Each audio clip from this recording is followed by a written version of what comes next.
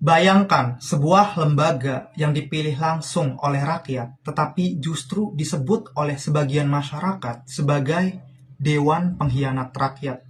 Istilah keras ini memang bukan istilah resmi. Ia lahir dari sebuah rasa kekecewaan publik terhadap kebijakan tertentu yang dianggap tidak berpihak pada masyarakat.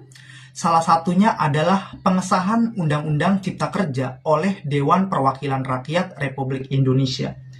Dalam sistem demokrasi seperti di Indonesia, DPR memiliki peran utama sebagai pembuat undang-undang sekaligus wakil rakyat di tingkat nasional. Secara ideal, setiap kebijakan yang lahir dari DPR seharusnya mencerminkan aspirasi masyarakat secara luas. Namun ketika sebuah kebijakan dinilai tidak sejalan dengan harapan publik, kritik menjadi sesuatu yang tidak terhindarkan.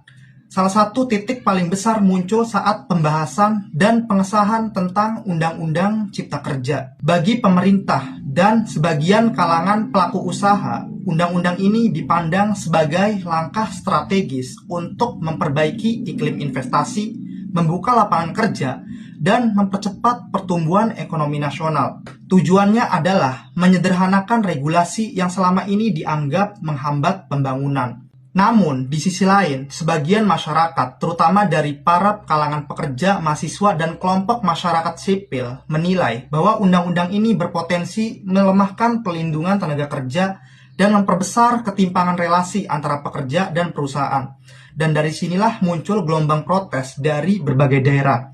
Bagi sebagian masyarakat, persoalan terbesar bukan hanya isi dari undang-undang tersebut, tetapi juga proses pembahasannya. Banyak yang merasa proses legislasi berjalan terlalu cepat, kurang transparan, dan tidak cukup melibatkan partisipasi publik secara luas. Ketika masyarakat merasa tidak dilibatkan dalam keputusan penting yang berdampak langsung pada kehidupan mereka, kepercayaan terhadap lembaga perwakilan pun tentu ikut menurun. Disinilah narasi ekstrim seperti Dewan Pengkhianat Rakyat mulai muncul.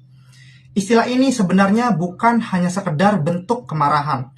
Ia adalah ekspresi frustasi publik terhadap jarak antara harapan rakyat dan keputusan politik yang dihasilkan. Dalam demokrasi, ekspresi seperti ini seringkali muncul ketika masyarakat merasa suaranya tidak cukup didengar. Namun penting juga untuk melihat persoalan ini secara lebih objektif.